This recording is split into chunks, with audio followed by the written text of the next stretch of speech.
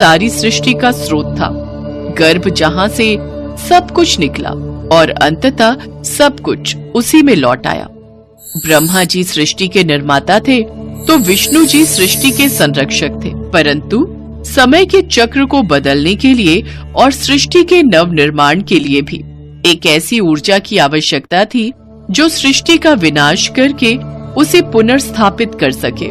इस ब्रह्मांड को एक शक्ति, एक ऊर्जा की आवश्यकता है जो विनाश और कायाकल्प के माध्यम से संतुलन ला सके। इस दुर्जेय भूमिका को कौन निभाएगा? ब्रह्मांड को वास्तव में ऐसी शक्ति की आवश्यकता है, एक शक्ति जो हमसे परे है, समय, विनाश और पुनर्जीवन के चक्र को चलायमान रखने वाली एक शक्ति। पर ऐसी शक्ति।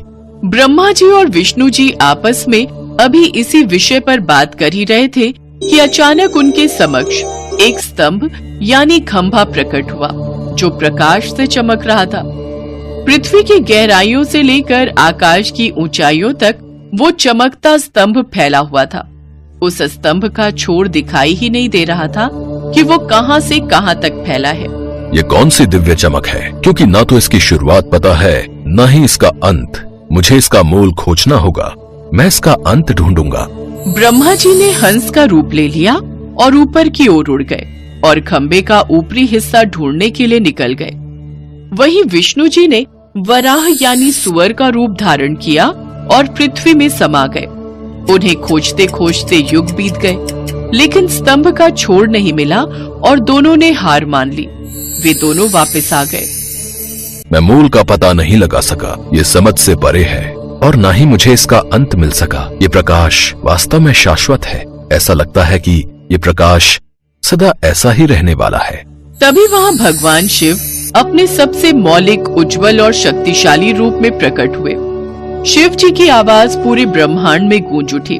मैं शिव हूँ, संहारक और कायाकल्प करने वाला। मैं असीम, निराकार और कालातीत हूँ। मैं संतुलन बनाए रखने के लिए ब्रह्मांडीय चेतना से पैदा हुआ हूँ। हमें आपकी ही प्रतीक्षा थी। हम आपका स्वागत करते हैं। ब्रह्मांड चक्र के तीसरे और महत्वपूर्ण पहलू भगवान शिव के साथ मिलकर हम सृजन, संरक्षण और विनाश के संतुलन को बनाए रखेंगे। इस प्रकार प्रकाश के ब्रह्मांडीय स्तंभ से भगवान शिव प्रकट हुए। पारंपरिक अर्थों में पैदा नहीं हुए, बल्कि ब्रह्मांडीय चेतना से ही प्रकट हुए। उन्होंने ब्रह्मांड के शाश्वत चक्र के एक अभिन्न अंग के रूप में अपना स्थान लिया। विनाश को अंत के रूप में नहीं, बल्कि पुनर्जन्म और नवीकरण के लिए एक आवश्यक प्रक्रिया के रूप में दर्शाया।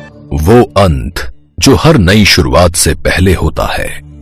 विनाश और सृजन का मेरा नृत्य ब्रह्मांड की शाश्वत लय को कायम रखेगा।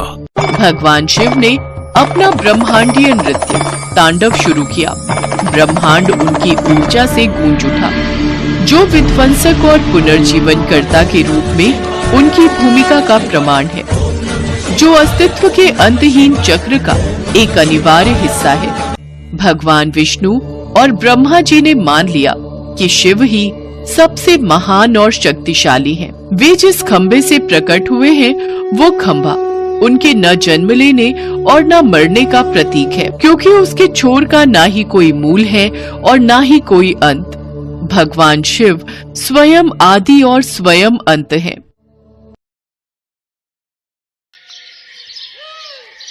पृथ्वी की रक्षा और जन कल्याण के हित के लिए अनेकों बार भगवान विष्णु की भांति भगवान शिव ने भी अवतार लिया है।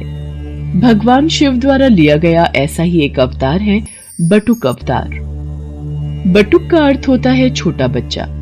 पौराणिक कथा के अनुसार एक बार मां पार्वती की पुत्री अशोक सुंदरी ने हुंड नामक दैत्य को अपनी बाल्यावस्था में एक श्राप दिया था कि उसकी मृत्यु अशोक सुंदरी के होने वाले पति नहुष के हाथों ही होगी। इसलिए बाल्यावस्था में ही हुंड ने नहुष का वध करने की योजना बनाई। मैं अशोक सुंदरी के श्राप को सिद्ध होने से पहले ही नष्ट कर दूंगा। मैं बाल्यावस्था में ही नहुष और अशोक सुंदरी का वध कर दूंगा। मुझे ये बात माताश्री को बतानी होगी। माताश्री, माताश्री, आप कहाँ हो? मेरा हृदय व्याकुल हो रहा है। क्या हुआ अशोक सुंदरी? आप इतनी घबराई हुई क्यों हो पुत्री? माताश्री, हुंड राक्षस नहुष को मारने के लिए निकल चुका है। वो नहुष का वध करने वाला है। उसको रोक लीजिए माताश्री, नहीं तो अनर्थ हो जाएगा। हुंड राक्षस की इतनी हिम्मत कि वो नहुष की हत्या करने का साहस कर बैठा। आज हुंड दैत्य को मेरे हाथों से कोई नहीं बचा सकता। देवता, ऋषि, मुनि सब हुंड के प्रकोप से तंग आ चुके हैं। अब मुझे उसका संहार करना ही होगा। देखते ही देखते माँ पार्वती माँ काली के रूप में आ जाती हैं। उनका क्रोध बढ़ रहा था। वो हाथों में खड्ग लिए हुंड के वध के लिए निकल पड़ती हैं। किंतु यदि वो हुंड का वध कर देती तो वो प्रकृति के खिलाफ हो जाता, क्योंकि हुंड दैत्य का वध नहुष के हाथों ही लिखा था। इसलिए माँ काली को रोकना जरूरी था। पर उनके क्रोध को कौन रोकेगा, यही समस्या थी। नारायण नारायण, प्रभु, माँ काली तो क्रोध में आकर हुंड का वध करने निकल चुकी हैं। अब इनके क्रोध को कौन शांत करेगा? कौन इन्हें रोकेगा? आप सही कह रहे हैं देवर्षि नारद। मां काली को यदि रोका नहीं गया तो अनर्थ हो जाएगा। अब तो सिर्फ महादेव ही उनके क्रोध को शांत कर सकते हैं। जिस प्रकार उन्होंने पहले भी कई बार मां काली के मार्ग में आकर उनके क्रोध को शांत किया है। आप तो जानते ही हैं देवर्षि नारद, जब देवी पार्वती अत्यंत क्रोधित होती हैं तो वो महाकाली का रूप धारण कर लेती हैं और फिर उनके क्रोध को शांत करना असंभव हो जाता है। इतनी देर में सभी देवी देवता भगवान विष्णु के पास प्रकट होते हैं। प्रभु, देवी काली अत्यंत क्रोधित हो चुकी है। संसार भय से कांप रहा है। प्रभु, कुछ कीजिए। प्रभु, कुछ कीजिए। आप चिंतित मत होइए देवराजेंद्र, हम सब भगवान शिव के पास चलते हैं। महादेव, सभी देवी देवता आपके पास विनती हेतु आए हैं, इनकी सहायता कीजिए। मैं आपकी क्या सहायता कर सकता हूँ ब्रह्मदेव? आखिर क्या हुआ है? महादेव, हुंड दैत्य को पता चल चुका है कि भविष्य में उसका वध आपके होने वाले जामाता नहुष के हाथों ही होगा, इसलिए वो उसकी हत्या हेतु निकला है। देवी पार्वती इसी कारण क्रोध में आ गई हैं और उन्होंने माँ काली का रूप धारण कर लिया है। अब उनके क्रोध को केवल आप ही शांत कर सकते हैं देवाधिदेव। काली के क्रोध को शांत करने के लिए मुझे उनके सामने जाना होगा। सभी देवी देवताओं को आश्वासन देकर भगवान भोलेनाथ देवी काली के समक्ष प्रकट होते हैं। देवी काली क्रोध की अग्नि में जल रही थी। वो भगवान शिव को अपने सामने देखकर विशाल रूप धारण कर लेती हैं और उनका क्रोध अत्यधिक बढ़ जाता है। शिव जी भी उन्हें रोकने के लिए अपना विशाल रूप धारण कर लेते हैं। रुक जाओ देवी पार्वती, शांत हो जाओ। नहीं, अब मेरा क्रोध तभी शांत होगा जब मैं हुंड दैत्य का वध करूंगी। देवी पार्वती, यदि आपने हुंड का वध कर दिया तो हमारी पुत्री अशोक सुंदरी द्वारा दिए गए उस श्राप का क्या होगा? वो श्राप व्यर्थ जाएगा। आप उस श्राप की मर्यादा को कैसे भंग कर सकती हो? आप जानते हैं प्रभु, हुंड ने हमारी पुत्री और होने वाले जामाता को मारने का दुस्साहस किया है और आप कहते हैं कि मैं शांत हो जाऊं? नहीं। देवी पार्वती, आसमान की ओर देखिए। सभी देवी देवता आपके इस रौद्र रूप को देखकर घबरा रहे हैं। शांत हो जाओ पार्वती, यही संसार के हित में है। नहीं, अब मुझे कोई शांत नहीं कर सकता। आप मेरे मार्ग से हट जाइए, मैं आज नहीं रुकूंगी।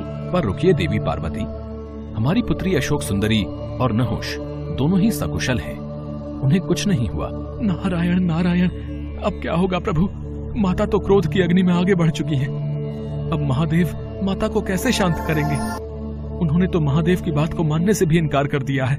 देवर्षि नारद, भगवान शिव के होते हुए हमें चिंता करने की कोई आवश्यकता नहीं है। वो देवी काली के क्रोध को शांत अवश्य करेंगे, आप निश्चिंत रहिए। माँ काली क्रोध में आगे बढ़ती जा रही थी। तभी उन्हें एक बालक के रोने की आवाज सुनाई दी। वास्तव में वो बालक कोई और नहीं बल्कि महादेव का ही अवतार था, जो हूबहू दिखने में महादेव की तरह ही था। अपने बाल रूप में महादेव रोए जा रहे थे। उनका रोना बंद नहीं हो रहा था। लगातार रोते बच्चे की आवाज को सुनकर माँ काली रुक जाती है। बच्चे का रोना माँ काली से देखा नहीं गया। वो उस बालक के पास जाती है। छोटे से बालक को रोता हुआ देख माँ काली से रहा नहीं जाता और वो उस बालक को गोद में उठा लेती है। ये बालक